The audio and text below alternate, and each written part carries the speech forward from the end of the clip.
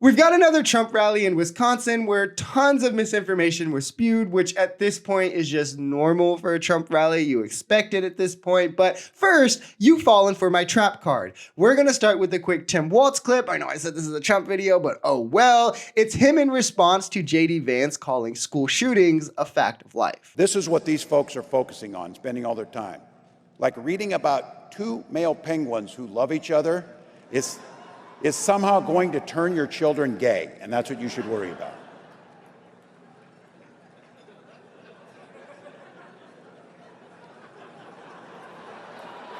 But here's what I'll tell you.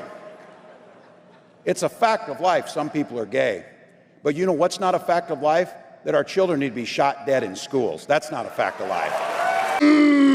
He is so good at this, and I play this clip because it's relevant to some of the things that Trump will be discussing, but also because the response from JD and Trump himself about the shooting was atrocious. I mean, all Republicans, through virtue of being bribed by the NRA, come out after shootings with nothing more than thoughts and prayers while defending the guns instead of the children. You can see which one they pick and trying to justify what happened and why laws aren't needed to prevent it from happening in the future, yet they pretend that hearing about gay people in school is a grave threat, but ARs aren't. And I think that Tim Walz just buried that talking point in style. Can you imagine you're a parent and your son leaves the house and you say, Jimmy, I love you so much. Go have a good day in school.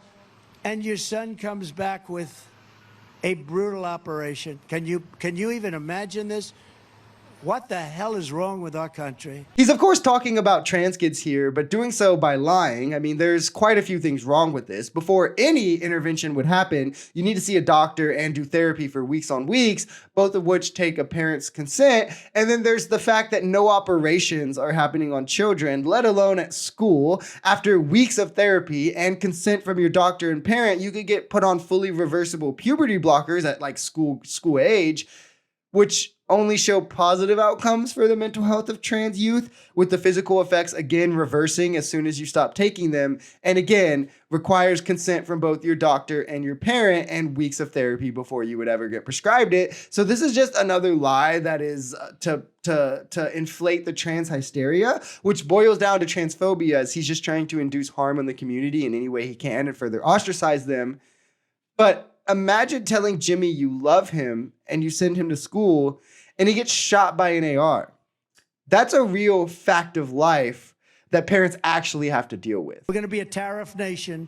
It's not going to be a cost to you. It's going to be a cost to another country. I heard Kamala the other day, Comrade Kamala, she said, oh, if you do that, he's raising your taxes. No, no, no. I'm not raising your taxes. I'm raising China.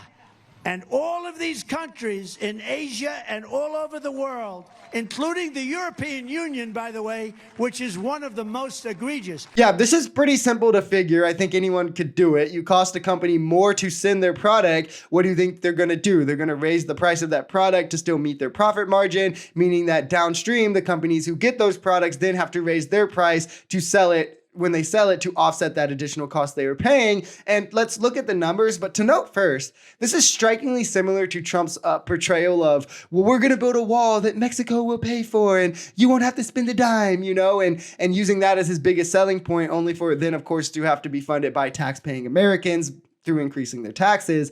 But tariffs are shown to raise prices. Like, we have precedent for this. Historically, they always have. It's not like tariffs have never been done. They're done currently. He just wants to double the rate of them. And it shrinks GDP, shrinks capital stock. We would lose employment like over in the hundreds of thousands. And that's what Trump's tariffs have already done to our country. And to be fair, I mean, Biden keeping those tariffs has seen the same effect, right? You could call it a fact of life. Migrants in crime are here in our country at levels never thought possible before, never even thought possible.